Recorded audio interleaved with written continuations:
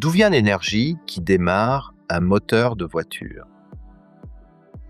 Vous êtes-vous déjà demandé d'où vient l'énergie qui permet à un moteur de voiture de démarrer? Et comment le mouvement de va-et-vient des pistons est-il transformé en rotation des roues? Aujourd'hui, nous allons répondre à ces questions simplement. Prenons l'exemple d'un moteur à essence à 4 temps.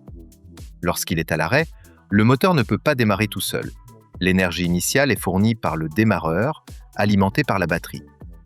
Lorsque vous tournez la clé ou appuyez sur le bouton de démarrage, le démarreur entraîne le volant moteur qui fait tourner le vilebrequin et les pistons.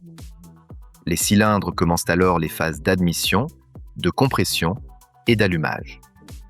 Dès que les combustions deviennent régulières et que le moteur atteint un régime stable, le démarreur se désengage automatiquement.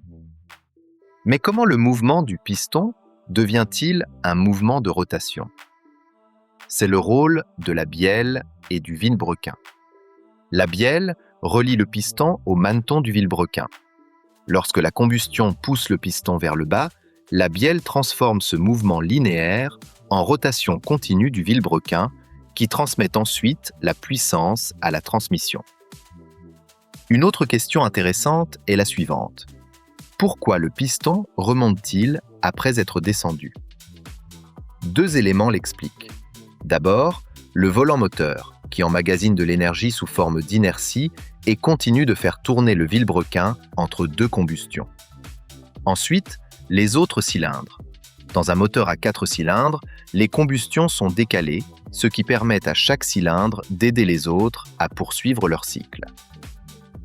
Combien de bougies d'allumage possède un moteur à 4 cylindres? La réponse est simple, 4, soit une par cylindre. Dans un moteur à 4 temps, chaque cylindre réalise un cycle complet en 2 tours de vilebrequin et la bougie d'allumage produit une seule étincelle par cycle. Comme les 4 cylindres fonctionnent à tour de rôle, une étincelle se produit régulièrement pour assurer le fonctionnement continu du moteur. Et maintenant, une dernière question. Les moteurs diesel utilisent-ils des bougies d'allumage? Si vous connaissez la réponse, dites-la nous dans les commentaires. Si cette vidéo vous a permis de mieux comprendre le fonctionnement d'un moteur automobile, pensez à aimer la vidéo, vous abonner à la chaîne et activer la cloche pour ne manquer aucune de nos prochaines explications.